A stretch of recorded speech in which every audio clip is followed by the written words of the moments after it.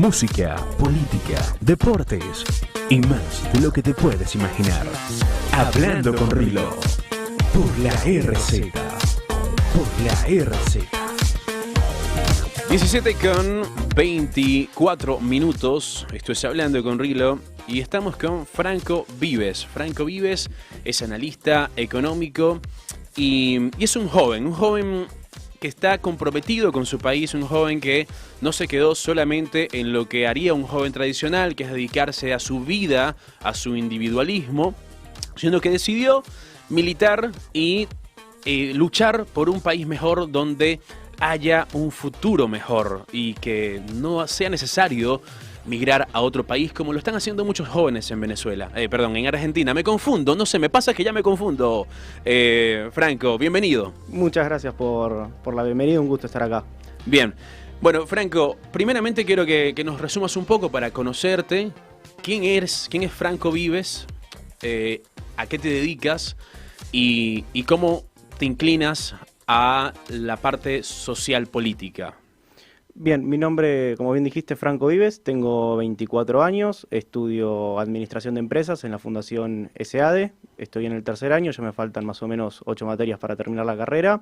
Trabajo en una administración de consorcios hace ya casi 2 años y entro en el mundo ni siquiera político, más económico. Yo antes de estudiar Administración de Empresas estudié profesor de Educación Física, siempre me gustó el deporte y una vez mirando Intratables, así una noche random en casa, escucho un tipo que se llama Javier Milei en el panel, que dio una explicación que a mí me pareció muy sencilla y que me pateó lo que yo pensaba hasta ese momento de la economía, que era poco y nada, que era saber lo que normalmente la gente sabe, oferta, demanda, precio, de equilibrio y no mucho más, lo que te da en el secundario, explicando cómo cuando hay inversión por parte de los empresarios, el trabajador sale ganando y no perdiendo, que es algo que normalmente la educación pública, que es el lugar donde yo vengo, yo hice toda mi educación primaria, secundaria y universitaria hasta este momento en educación pública, y tenía ese concepto de, bueno, si el empresario gana mucha plata es porque el empleado está ganando medio como lo justo y necesario como para que no se vaya, y que él hable de que la inversión favorece al trabajador, hace que aumenten los salarios. Una explicación muy fácil, con una pala y una máquina de hacer pozos, que es muy famosa ese programa. Y bueno, ahí me fui metiendo en economía, a mí me gusta leer, empecé a leer libros de él, empecé a meterme en la escuela austríaca, por suerte la universidad donde estudio está enfocada en la escuela austríaca. Bueno, Hayek fue uno de los rectores de este instituto, entonces me fui metiendo y bueno, ahí también fui descubriendo la política, la filosofía, temas con los cuales me gusta leer. Y en 2019, 2020, conocí la página Primero los Datos por Lucas Tampakis, un amigo al que le mando un saludo, un gran liberal. Y bueno, con él empezamos a escribir temas de economía, yo más de la economía, finanzas, que quizás es el lugar donde más me muevo, también un poco de política, porque siempre la política, por desgracia, se mete en los ámbitos. Y bueno, a partir de ahí, un poco por la universidad, un poco por gusto propio, fui metiéndome y uno se va metiendo por curiosidad, por saber, bueno, por qué pasa esto, por qué pasa lo otro, y siempre buscando respuestas. Hay un fenómeno que está sucediendo y es que Javier Milei despertó la curiosidad y el interés de muchísimos jóvenes en la economía y la política. La política ligada a la economía, justamente lo dijiste, es muy difícil hablar de una cosa sin que la otra te afecte. Totalmente. Dado que estamos en un país que se centralizó mucho lo que es el desarrollo económico en las decisiones políticas. Entonces, justamente tenemos a un ministro de Economía actualmente, el cual llevó una inflación del 40% al 140% y tiene el atrevimiento de postularse para presidente y prometer que en su gestión como presidente va a hacer las cosas que no pudo hacer en su gestión como ministro de Economía, que cabe destacar que hoy en día, más que un ministro de Economía, parece un presidente de facto. Totalmente. Hoy el ministro de Economía es casi que nuestro representante en el mundo, porque casi que Argentina lo único que mira es la economía, porque es muy difícil vivir como vivimos, con una inflación del 150% anualizada aproximadamente. Hoy la inflación ya se mide semanalmente, o sea, en el último tiempo se estuvo midiendo la inflación semanal, o sea, estamos al borde realmente de una hiperinflación. Muchas veces se escuchaba, no, va a haber una hiperinflación, y se escuchaba como lejano, como no, bueno, eso no va a pasar, es muy exagerado, y hoy lo estamos viviendo. Si no estamos en una hiperinflación, obviamente, no estamos muy lejos, y la situación macro de fondo hace muy difícil pensar que no lleguemos a una hiperinflación, porque vos tenés el causante de la inflación, que es la emisión monetaria puramente, como bien lo describió Milton Friedman, Premio Nobel de Economía. La inflación es siempre dentro de lugar un fenómeno monetario, y vos tenés que las variables monetarias es muy difícil que aflojen, es decir, es muy difícil frenar la emisión monetaria ya hoy para cualquiera.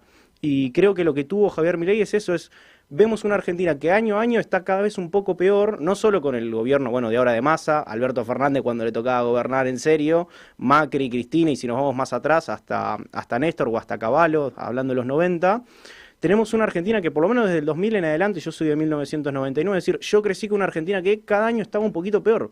Y creo que a muchos nos pasa, jóvenes y no tan jóvenes dicen, che, ¿por qué Argentina está cada vez peor? Si teóricamente siempre se intentaron recetas diferentes y cada vez estamos peor y nada no funciona. Y eso es, creo, el aporte más grande que tuvo Javier, despertarnos a muchos la curiosidad de decir, bueno, hay otra explicación de por qué nos va mal, y bueno, es a los que entendemos la lógica y nos gusta leer, es la que más nos cierra, y después con ejemplos prácticos. No sé si te ha pasado que las personas que rechazan las ideas de la libertad, rechazan a Javier Milei como candidato, te dicen, bueno, pero es que ¿acaso no sabes de historia argentina? ¿No sabes lo que nos pasó acá en el 2001? ¿No sabes? Te empiezan a hablar de un montón de datos históricos, y lo que ellos consideran, en mi entender, es que va a venir un Javier Milei a cometer exactamente los mismos errores del pasado, como si no fuese una persona con una capacidad de poder aplicar fórmulas similares corrigiendo las fallas. Totalmente. A ver, entiendo que es parte problema de la educación o la cultura que tenemos hay un partido que viene siendo hegemónico hace 80 años, no es secreto para nadie que el peronismo es la hegemonía argentina desde por lo menos 1940, y se ha armado un discurso no, bueno, si no gobierna el peronismo es imposible gobernar, o las crisis se han formado fuera del peronismo. Y creo que ese discurso se ha instalado en muchas personas, decir, no, bueno, el liberalismo se aplicó en los 90 y así terminamos en el 2001. Y hay partes del 90 que tiene cosas del liberalismo, como es la convertibilidad, que es un sistema no liberal, si nos ponemos puros, no es liberal del todo, pero tiene muchos condimentos de lo que aplica el liberalismo, como es el control monetario, pero también hay muchas cosas que no se cuentan, como que en los 90 el gasto público siguió siendo alto, siguió habiendo déficit fiscal, por lo cual nos llevó a endeudarnos, el endeudamiento nos lleva a sobreendeudarnos, y terminar con problemas con el FMI, terminar con el corralito, todo lo que sabemos que pasó en el 2001. Lo bueno de Javier Milei es que dio fundamento a los por qué pasan las cosas que pasan, y para quienes quizás no somos tan dogmáticos o nos animamos a abrir un poco la cabeza y decir, bueno, esta es una explicación que me dan de un lado, ¿cuál es la explicación del otro lado? Animarnos a buscar esa información. Yo creo firmemente que todos en nuestra naturaleza somos liberales, porque si vos le preguntás a una persona, ¿a vos te gustaría que el Estado venga y te robe el 50% de tus ingresos? Y todos te van a decir que no. Nadie te va a decir, sí, me encanta que me sacan el 50% de lo que gano.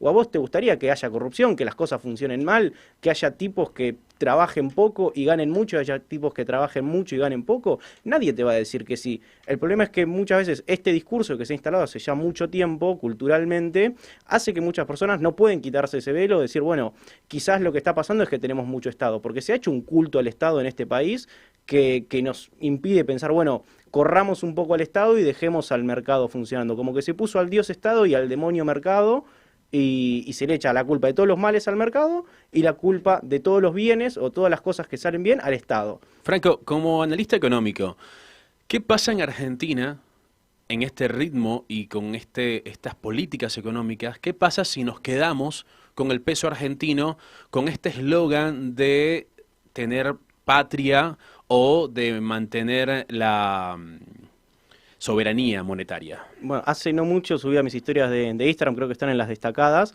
que quien te hable de soberanía monetaria lo que te está proponiendo es que vos te quedes con la posibilidad de que el Estado o el gobierno o los políticos de turno, no importa el signo político, se queden con el valor de tu dinero. O sea, estás diciendo, dejemos que los administradores del país se queden con el valor del dinero si lo creen necesario. Y por ende nos hagan más pobres, porque nuestro dinero va a valer realmente cada vez menos. Tenemos, por ejemplo, el caso de una conocida cantante, Lali Espósito, que critica las ideas de Javier Milei, pero cobra su dinero en grandes cantidades de dinero acá en Argentina, vive en España, y hace poco se hizo viral un video donde ella denigraba la moneda argentina diciendo, no, eso la verdad es que la comparaba con el excremento y no vale nada, decía, no, capaz que yo tengo 20 millones de pesos y vale 2 euros, así la comparaba, se hizo muy viral este video, Sí. y me parece que es como una doble vara. Y yo creo que también esa doble vara no me gustaría pensar que Lali Espósito lo hace por mala persona o porque quiere el mal para la mayoría y quiere un beneficio para sí. Yo creo que la gran mayoría, o soy creyente de que todos tenemos un buen pensar y que todos queremos el bienestar colectivo porque también es parte de la naturaleza humana. Entiendo que lo hace desde el desconocimiento, como tenemos muchos desconocimientos todos en muchos ámbitos. Y esta idea de que planteó Milei, que para mí es una... También es otro de sus grandes aportes, quizás a la batalla de las ideas, después en la política, bueno, se verá si sí, si no, pero esta idea de sacarnos el peso encima creo que es realmente la única solución que tenemos como país. Por una cuestión lógica, hoy el peso es como si tuvieses una soga atada al cuello y tuvieras muchos nudos y te estés ahogando. Yo lo veo también desde un punto de vista como hipocresía. También. Bien, porque mientras me dices, mantén tu patria o disfruta de tu soberanía monetaria agradece o celebra tu soberanía monetaria, mientras te dicen eso, ellos atesoran dólares. Total, lo que haría cualquier argentino, vos le preguntás a cualquier argentino, independientemente a quién vote, y te va a decir, ¿querés cobrar en pesos o en dólares? Y el 95% te va a decir en dólares, el otro 5% va a querer cobrar en dólares, pero no te lo va a querer decir por algún dogma. Es más, a todos le preguntás ¿en qué ahorrarías? Y todos te dicen dólares, porque nadie ahorra en pesos. Es el que puede ahorrar. el que puede ahorrar, el que puede guardarse 50.000, 100.000 pesos, no te va a decir, no, si yo hago un plazo fijo porque creo que es la mejor inversión. Te van a decir, yo compro dólares porque es lo único que más o menos me mantiene un valor. Mira, a mí me pasa que quiero ir un poco más a fondo. Quiero ir, porque a veces hablamos generalmente, bueno, la economía, que el país... Pero Franco, por ejemplo, vamos a ponerte de ejemplo a ti mismo, vamos a hablar en primera persona. ¿Qué pasa con tu economía, por ejemplo, y qué ha pasado en los últimos 20 años con tu economía a nivel familiar y después en tu propio ser? Porque me imagino que una parte de tu vida fue desde tus padres, pero ahora me imagino que estás en un punto donde buscas independencia, eres un chico joven, pero quieres abrirte. Entonces, ¿qué pasa con la economía de un joven como tú hoy en día? No, a ver, la economía individual, cada cual también eso ya empieza a afectar hábitos que tenga cada individuo, pero la realidad es que uno ve que lo que antes, un trabajo que antes te pagaba en términos reales $500, $600, $1.000, hoy te paga 200, $300. Me ha pasado cuando yo entré a trabajar a la administración de consorcios, mi sueldo era de $200 aproximadamente, 150, $200. Hoy es el mismo en términos reales y eso que hubo aumento. O sea, por suerte la empresa puede aumentar los sueldos a pesar de la situación del país, pero en términos reales se me mantiene lo mismo hace un año y medio. Entonces vos decís, hace un año y medio estás cobrando lo mismo, nominalmente en pesos no, pero realmente medido en dólares, que es una moneda dura, estás cobrando lo mismo. Entonces uno ve la situación del país y dice, sí, mirá, ¿te va mal? No, no nos va mal a mí, por mi familia por suerte no nos va mal, hemos estado mal en la crisis del 2001, parte de los ahorros que se perdieron, mi familia fue parte de eso, entonces nos tocó medio como, no te digo empezar de cero, pero un poco sí, o empezar de un lugar donde no estábamos. Y por suerte pudimos ir recuperándonos porque mi familia tiene una cultura del trabajo de las cosas hay que hacerlas trabajando y ganándolas. Ahora, uno ve el esfuerzo que pone y dice, che, yo tendría que estar cobrando más. O independientemente, yo podría estar en Chile o en Uruguay y con el trabajo que pongo me podría estar yendo mejor. Que creo que esa es la vara que tenemos que tomar como argentinos. Tomar países que estén cerca. No digo miremos Suiza, que es un país del primer mundo que funciona perfecto hace 100, 200 años. No miremos si queremos Estados Unidos, que es una vara un poco alta. Miremos Uruguay, miremos Chile, que son países vecinos de la región que han sabido estar mal, o peor que Argentina, y que hoy económicamente están mucho mejor. Una de las estrategias que propone Javier Milei con respecto a mejorar el funcionamiento económico, considero que es el sistema de vouchers. Ujú. ¿Por qué? Le sacas un montón de filtros de secretarías, subsecretarías, de acá, de allá, donde el dinero se va como que evaporando hasta que le llega muy poco a la institución educativa, por eso son bajos los sueldos y por eso la institución educativa por ahí tiene una infraestructura precaria. Totalmente. Entonces, ¿cómo le explicamos a la gente que el sistema de voucher no es privatizar? ¿Cómo le hacemos entender a la gente que el sistema de voucher va a mejorar la calidad de la institución que sea la que sea que elija, y además de eso, que el sistema de voucher no importa si hay una sola escuela en todo ese poblado, bien, esa sola escuela va a tener mejores ingresos. Es entender que el dinero cambia de manos. Es decir, hoy ya tenés un presupuesto para la educación que, a ver, si vamos a los términos, es bajo o quizás está mal asignado, que ese es otro de los problemas que hay que ver. Es como, bueno, vos tenés ya plata para la educación, ¿cómo la estás asignando y cómo tenés la calidad educativa que tenés hoy en día? Lo que haría el sistema de vouchers es dejar de financiar a la oferta, que son las escuelas, las universidades, y financiar a la demanda, que es la gente que está buscando educación, que son los alumnos. Entonces, esa plata se iría a los alumnos y la misma gestión educativa tendría que buscar, bueno, ¿cuáles son mis costos? ¿En qué estoy tirando mi plata? ¿Cuántos profesores? Esto me pasaba mucho en el colegio secundario, yo fui al colegio público primario y secundario, pasaba muchas veces el ausentismo de los profesores, que en muchos cargos había 2 o 3 profesores para un solo aula, entonces había uno que trabajaba y 2 que quizás cobraban por tema de suplencias. Entonces ver dónde están las filtraciones del sistema para poder asignar mejor los recursos. Porque los recursos están, hoy en el presupuesto hay un presupuesto para la educación, vemos la educación que tenemos y desgraciadamente, ediliciamente o infraestructuralmente, está muy mal. O sea, hay colegios que realmente están mal, que no tienen luz, que no tienen agua, muchos no tienen siquiera papel higiénico, o sea, ver los hospitales es lo mismo. Lo que hay que hacer es financiar a la demanda para que la demanda elija cuál es la mejor oferta. Hay algo que está pasando que no lo terminan de entender, y es que tanto tú como yo, como cualquier otro habitante de la Argentina, está pagando por la educación pública. Totalmente. Y está pagando por la salud pública. ¿La use o no la use? En cambio, el que usa un instituto privado, tanto médico como educativo, solo paga cuando lo usa o porque lo usa. Así Bien, es. ¿esto qué quiere decir? Que hay mucho más presupuesto invertido en lo público que en lo privado. Y entonces te preguntas, ¿por qué lo privado está en mejores condiciones que lo público?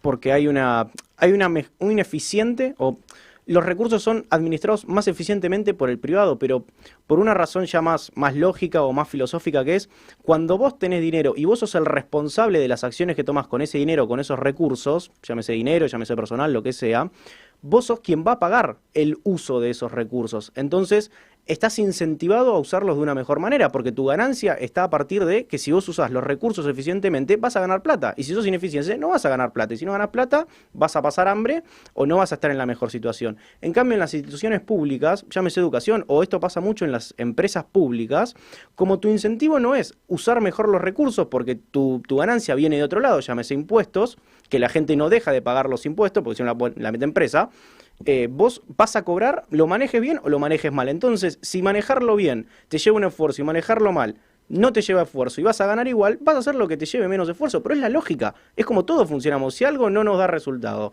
y tenemos que invertirle tiempo, ¿para qué lo vamos a hacer? Entonces, ¿por qué una empresa pública, o en este caso una institución pública, tendría incentivos para dar un buen servicio si al fin y al cabo vas a tener el dinero en el bolsillo igual? Entonces, lo que haría el sistema de vouchers es decirle, no, mirá, si vos querés tener el dinero en el bolsillo, tenés que asignar mejor tus recursos. Por lo tanto, las propias instituciones tendrían que empezar a administrar mejor el recurso de los contribuyentes, que somos quienes pagamos impuestos, para que, a ver, todos estamos de acuerdo que hay que financiar la educación, que es algo que nos beneficia a todos, directa o indirectamente.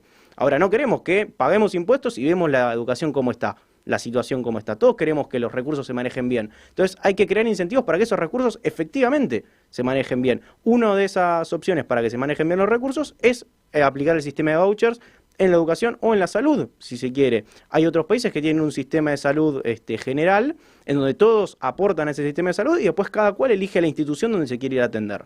Excelente.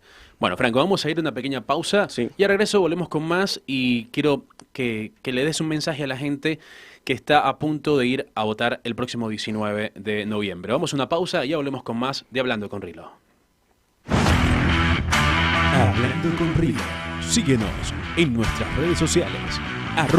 @Rilo Músico y @La RZ Radio. Continuamos con Hablando con Rilo. 17:43 Franco Vives. Franco, se vienen las elecciones del 19 de noviembre. La gente está bombardeada de información errónea. Están bombardeados por la campaña del miedo. Están bombardeados por información que le dicen que van a privatizar los colegios, que van a privatizar la salud, que les van a dar armas a todos en la calle, que le van a sacar los órganos a sus hijos, que los van a vender, que van a después, cuando el hijo se recupere, van a vender también al hijo. O sea, porque van a vender niños y van a donar órganos. ¿Qué le dice un joven argentino a la población antes del 19 de noviembre?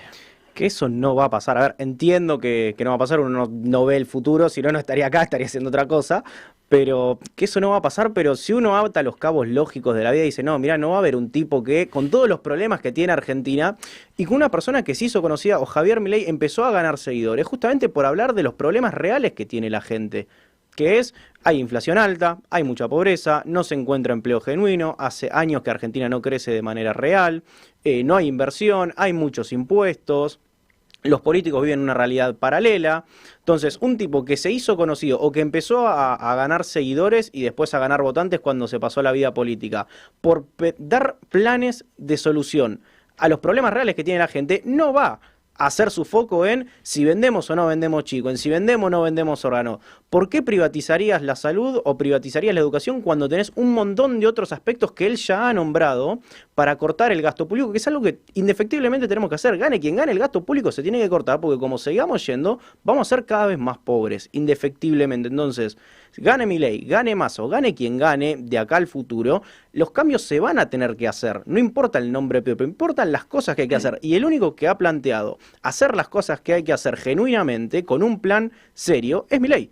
Nos guste o no nos guste, el único que tiene una idea de qué hacemos con el peso, que cada vez está más devaluado y es muy difícil salir de la situación que tenemos, bueno, Milei te plantea la solución de dolarizar. ¿Te gusta o no te gusta? Lo podemos discutir. Ahora, el único que te plantea un plan real es Milei. Creo que es el único de los dos que están que tiene un plan. Massa lo que tiene son medidas. La medida de te saco el impuesto a las ganancias para tiene eslogans, vamos a mejorar la educación, vamos a mejorar la economía, quiero ser el presidente del trabajo. Tiene muchos eslogans que suenan hermosos, que es lo típico de un político profesional que es un experto en mentir y que ya no le afecta nada, que te puede decir la mentira en tu cara con una sonrisa y no se le cambia el gesto del rostro. Totalmente. Lo que tienen es eslóganes. Mira, vamos a hacer esto. Lo que tienen son, de última, esto es lo que te decía, algunas medidas como si vamos a subir 2 puntos del PBI la inversión en educación, porque nosotros queremos la educación pública. Perfecto.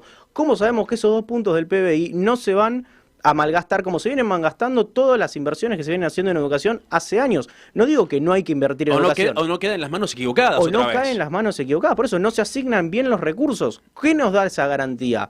El único que tiene medidas que se van alineando con un plan, después podemos discutir si nos gusta el plan, si no nos gusta el plan, si lo podemos mejorar, si tiene algunas cosas que no nos gustan. El problema es que están tan mal hechas las cosas desde hace tantos años que hay que tomar medidas firmes para que tenga un resultado diferente. Totalmente, porque no es solo una medida, porque se nombra mucho, no, quiere dolarizar, sí, pero hay que dolarizar, hay que bajar el gasto, hay que ver qué hacemos con la deuda que tiene el Banco Central, hay que hacer con la deuda que se tienen con los importadores, hay que hacer qué va a pasar con el cepo, cómo se va a desdoblar. Son un montón de medidas consecutivas que hay que tomar, que la gente no habla, que los políticos no hablan, que Massa no dice, no, sí, yo del cepo voy a salir así, así, así, porque hay que hacer esto, porque hay que hacer lo otro. El único que realmente, de vuelta, tiene un plan que dice, mira, voy a hacer esto para que pase esto, para que suceda esto, es Javier Milei. Después nos puede gustar o no nos puede gustar, estaremos más o menos de acuerdo, pero es innegable que el único que tiene una serie de medidas consecutivas que tienen un objetivo final es Javier Milei. Otra cosa que me doy cuenta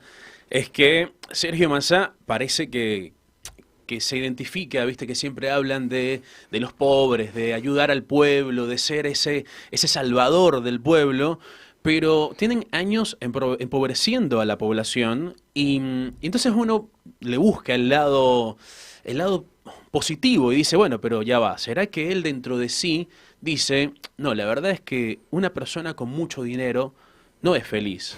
Entonces yo no quiero que este pueblo sea infeliz, así que vamos a mantenerlos pobres, vamos a darles lo suficiente para que sigan siendo pobres, no les demos oportunidades de crecer para que se mantengan en su pobreza pero felices. ¿No será que en el fondo es un chabón bueno? Yo no tengo el gusto de conocerlo a Sergio, pero, a ver, esta idea de allá llega la idea de romantizar la pobreza, también es un discurso que no nos ayuda como país. No digo denigremos al pobre porque tampoco es el camino. O sea, la persona que hoy no tiene recursos tiene que tener algún tipo de ayuda y hay mucha gente que hoy no tiene recursos que quiere salir adelante. El pobre es el resultado de las malas políticas de Estado. Totalmente. El Estado lo que hace es ir poniéndote un techo cada vez más bajo, entonces vos te vas haciendo cada vez más chiquito. Y te cuesta más pegar ese salto para poder estar mejor. Con el nivel de impuestos que pagamos todos los ciudadanos, porque ni siquiera es que decides pagarlos o no. Cada vez que vas a comprar comida para vivir, literalmente, cada vez que vas a comprar alimentos para seguir vivo, tienes que darle dinero al Estado. Y ese dinero tendría que ser invertido en los servicios públicos, tendríamos que tener una educación de primer nivel, igual o mejor a la educación privada, y tendremos que tener un sistema de salud de primer nivel igual o mejor a la salud privada. Totalmente. Ahora, uno no puede pedir tener una salud o una educación de primer nivel si económicamente estás de tercer nivel, porque es una realidad. En la economía nos afecta a todos, es una ciencia que en todo momento está presente, entonces nos guste o no nos guste la plata, todos la necesitamos para vivir. Entonces si vos tenés una economía que está cada vez peor, que no crece, que no te da incentivos tampoco para crecer, como vos bien decís, hoy por cualquier cosa pagás impuestos, hoy querés emprender en Argentina y casi que tenés que emprender con un contador y con un abogado. Es imposible para un pequeño emprendedor, no hablo para las grandes empresas, que ellos sí tienen quizás una espalda más grande para hacer frente a las situaciones del país. Para el pequeño emprendedor que quiere ponerse un negocio chico, algo para sustentarse él y su familia y quizás en el futuro crecer, pero por lo menos para sustentarse él, es imposible ganar plata en serio. Porque el plan es que no hayan pequeños emprendedores. Totalmente, y el pequeño emprendedor es quien mueve la economía. Uno cree que la economía lo mueven los grandes jugadores, los grandes empresarios, y la realidad es que no. La economía se mueve por los pequeños emprendedores que hoy no pueden llevar a cabo sus ideas porque financieramente nadie te presta plata, porque es imposible adquirir un préstamo, porque no podés ganar plata. Si querés ganar plata, sobre las ganancias tenés que pagar un montón de impuestos que al final no te hacen rentable. Entonces, ¿cómo le decimos a la gente? Salí adelante, si no le permitimos justamente salir adelante para mantener el sistema que hoy está. El sistema tiene que cambiar, nos guste o no nos guste, te guste Milei, te guste Massa, el sistema tiene que cambiar. El problema es que a un gobierno como el kirchnerista, como el peronista, como el masista, no le sirve un ciudadano que crezca, que prospere. ¿Qué le pasa al ciudadano común de clase baja, pobre, que vive en una villa? ¿Qué pasa cuando consigue los recursos y los medios para crecer, salir de la villa, prosperar y ser un empresario? ¿Qué le pasa? Y te empiezan a tirar. Caso Carlos Tevez. Carlos Tevez era el apache del pueblo, el jugador del pueblo. Carlos, cuando empezó a hablar mal del oficialismo en su momento con Cristina Kirchner, empezó, no, pero es un desclasado, no, pero se olvidó de dónde viene. Y así pasa con mucha gente que empieza a crecer desde los barrios bajos, que por suerte hay mucha gente que de los barrios bajos quiere salir adelante, que quiere tener un futuro mejor. A veces está el estigma de, no, el que es pobre porque quiere. No, muchas veces porque las circunstancias políticas, económicas te llevan ahí.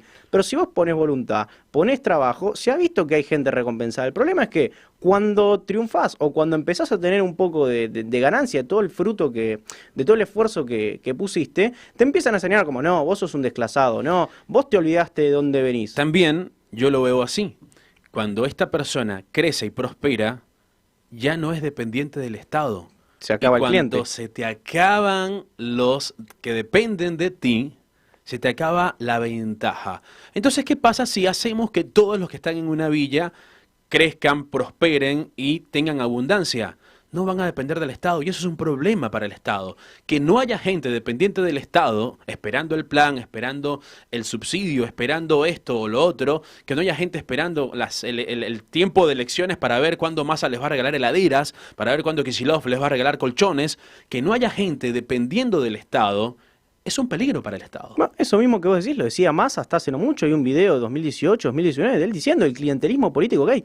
Y no es un secreto para nadie tampoco, o sea, no es que estamos descubriendo la pólvora acá, como no, el secreto del Estado es que tiene gente viviendo de los planes sociales y esa gente la usa coercitivamente para que vote al oficialismo. Todos lo saben. Yo creo que si el peor enemigo de Sergio Massa es Sergio Massa, o sea, ¿podría Milei quedarse callado todo el tiempo y solamente poner a reproducir archivos de Sergio Massa y se desconstruye el mismo? Bueno, yo creo que el gran resultado en las PASO de Milei fue porque lo dejaron hablar al oficialismo en general, a Massa, a Alberto Fernández en su momento, a Gabriela Cerruti.